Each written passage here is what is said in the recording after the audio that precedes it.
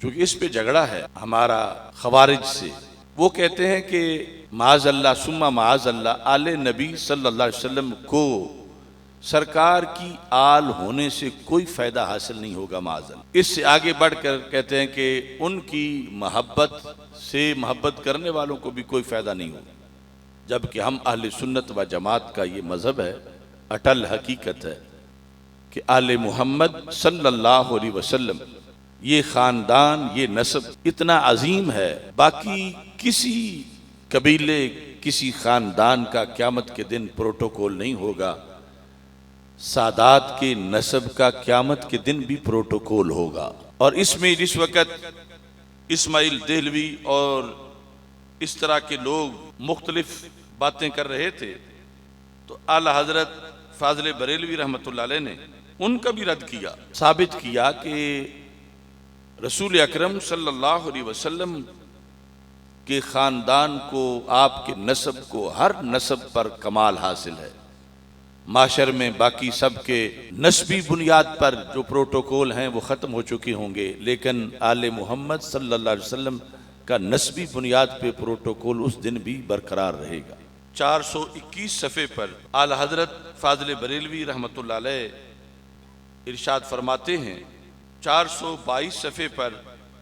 مزید اس کی تفصیل کے اندر، کلو سبب و نسب ینقطع یوم القیامہ الا سببی و نسبی، باقی سب نسب منقطع ہو جائیں گے مگر میرا نسب جو ہے اس کا فیض قیامت کے دن بھی جاری رہے گا. یعنی یہ کہ فلاں چونکہ گوندل ہے، اسے گوندل ہونے کی وجہ سے کچھ نمبر دے دیے جائیں، فلاں چیمہ ہے، چٹھا ہے، فلاں ہے، فلاں ہے، کسی کے لیے اس بنیاد پہ نمبر نہیں. لیکن سیادت جو خاندان رسول صلی اللہ علیہ وسلم، یہ جن کو شرف حاصل ہے، اس بیس پر بھی ان کے لیے قیامت کے دن بہت بڑی عظمتیں ہیں، بشرطے کہ وہ صحت عقیدہ اور ایمان کے ساتھ دنیا سے رخصت ہو گئے. سرکار فرماتے ہیں میرا نسب بھی نہیں ٹوٹے گا، اس کا فیض جاری رہے گا، اور میرا سبب بھی لوگوں کو کام آئے گا. اور پھر رسول پاک صلی اللہ علیہ وسلم، آپ کی یہ حدیث جو موجم اوسط میں ہے، اعلی حضرت فاضل بریلوی رحمۃ اللہ علیہ دوسری باب کا جواب دیتے ہوئے فرماتے ہیں، الزموا مودتنا اہل البیت، کہ رسول پاک صلی اللہ علیہ وسلم نے اپنی ساری امت کو حکم دیا کہ ہماری خصوصاً اہل بیت کی محبت کو لازم پکڑو. فَإِنَّهُ مَنْ لَقِيَ اللَّهَ وَهُوَ يَوَدُّنَا دَخَلَ الْجَنَّةَ بِشَفَاعَتِنَا. فرمایا قیامت کے دن جس کی اللہ سے اس حالت میں ملاقات ہوئی کہ اس کے دل میں آل بیت، آل محمد صلی اللہ علیہ وسلم کی مودت موجود ہے، تو کیا ہوگا؟ فرمایا داخل الجنہ بشفاعتنا، وہ اس محبت کے فیض سے جنت میں داخل ہو جائے گا. اور یہاں تک فرمایا والذی نفسی بیدہ، رسول پاک صلی اللہ علیہ وسلم نے فرمایا مجھے اس اللہ کی قسم جس کے قبضہ قدرت میں میری جان ہے، لا ينفع عبدا عملہ الا بمعرفت حقنا، کسی بندے کو بھی اس کا عمل فائدہ نہیں دے سکتا قیامت کے دن جب تک وہ ہم یعنی اہل بیت اطہار رضی اللہ تعالی عنہم کے حق کی معرفت نہیں رکھتا اور یہ حق ادا نہیں کرتا. اسماعیل دہلوی کہہ رہا تھا کہ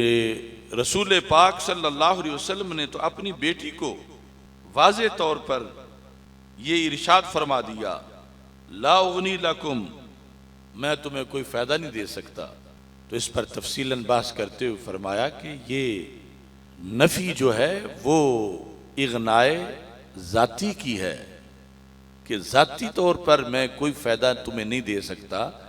لیکن اللہ کی عطا سے جنت میرے ہاتھوں سے ہی بٹتی ہے. اور اتنی تحقیقی گفتگو کی پھر اس کے ساتھ آپ نے پورا رسالہ اراۃ الادب لفاضل النسب، اس کے اندر جو وہ حدیثیں ہر مسلک کے لوگ اپنے جلسوں میں دستار فضیلت میں عام تبلیغ میں پڑھتے ہیں، تو اعلی حضرت نے ان کا آئینہ سامنے رکھ کے فرمایا جب یہ فلاں فلاں فلاں ان کا فائدہ، ان کے ساتھ رشتہ داری کا فائدہ قیامت کے دن ہوگا تو نبیوں کے سلطان کے ساتھ رشتہ داری کا فائدہ کیسے نہیں ہو سکتا؟ فتاوی رضویہ شریف میں جلد نمبر 23 اس کے اندر اعلی حضرت فاضل بریلوی رحمۃ اللہ علیہ نے مثلا ایک حدیث یہ پیش کی اس پر کہ من قرأ القرآن فاستظہرہ فاحل حلالہ وحرم حرامہ ادخلہ اللہ بہ الجنہ، کہ جس شخص نے قرآن حفظ کیا، زبانی یاد کیا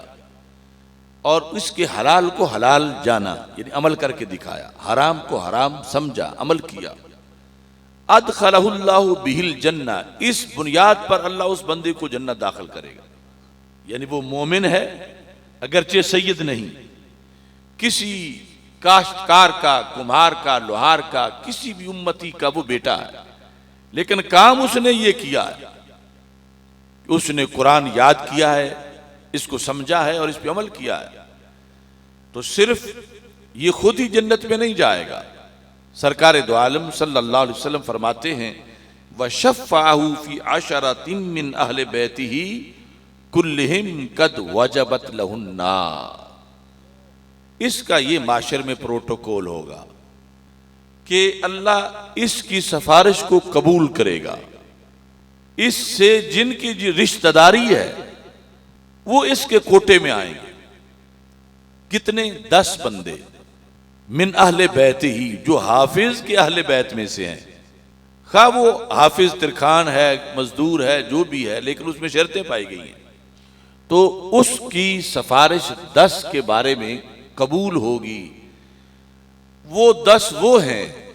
کہ عقیدے کے پیپر میں تو پاس تھے مگر عمل کے لحاظ سے جہنم جانا لازم ہو چکا تھا ایک بار۔ جب وہ حافظ کہے گا، عالم کہے گا، اللہ اس کے کہنے پر 10 افراد کو اس کی رشتہ داری کی بیس پہ جنت میں داخل فرما دے گا۔ اب عجیب عقل ہے لوگوں کی، حافظ کے لحاظ سے تو ریلیف مان رہے ہیں اور اپنے جلسوں میں کہتے ہیں عوام کو متوجہ کرنے کے لیے دیکھو کتنا پروٹوکول ہے قیامت کے دن، تو جس نے اترا ہوا قرآن حفظ کیا اور آگے شرطیں پوری کی اس کی یہ شان ہے، تو جن کے سینے پہ اترا ان کی کتنی بڑی شان ہو۔ یہ اس ٹولے کا بغض اہل بیت ہے جس کو اسماعیل دہلوی نے ذکر کیا، اور اعلی حضرت نے اس کے مقابلے میں حق کا پرچم لہرایا کہ حافظ خان اس کی نسل کوئی بھی ہو، قبیلہ کوئی بھی ہو، اس کے ساتھ رشتہ داری کام آئے گی۔ تم خود مان رہے ہو حدیث کے ذریعے سے، تو پھر وہ حبیب پیارا تو عمر بھر کرے فیض و جود ہی سر بسر، ارے تجھ کو کھائے تپے سکر تیرے دل میں کس سے بخار ہے۔ ان کے در کے حافظ کو مان رہے ہو اور خود ان کی ذات کو نہیں مان رہے۔ اور ساتھ ہی آپ ارشاد فرماتے ہیں کہ رسول پاک صلی اللہ علیہ وسلم کا فرمان ہے سنن ابی داؤد شریف میں، سرکار فرماتے الشہید یشفع فی 70 من اہل بیتہ، ایک ہے اہل بیت نبی صلی اللہ علیہ وسلم، اس کے مقام کا کیا کہنا۔ آج 15ویں صدی کا بھی کوئی شہید جو ہے قیامت تک جو شہید کی شرائط پر ایمان عقیدہ میں پورا اتر رہا ہے، اس کا بھی ایک کوٹا ہے کہ اس کی اہل بیت ہونے کی بنیاد پر کہ فلاں 70 افراد جہنم سے نکال کر ان کو جنت داخل کیا جائے، کیونکہ یہ 70 فلاں شہید کی آل سے تعلق رکھتے ہیں۔ اب یہاں کسی کو پریشانی نہیں ہوتی کہ توحید کو فرق لگ جائے گا اور کیا بنے گا، اور اللہ کے سوا کوئی مشکل کشا نہیں، کوئی حاجت روا نہیں، یہ تقریریں کرنے والے یہاں سب بھول جائیں گے۔ یہ صداقت ہے مسلک اہل سنت کی، باقی سب کہیں نہ کہیں جا کے بند گلی میں بند ہو جاتے ہیں، احمد رضا کا مسلک جنت تک کھلا نظر آتا ہے۔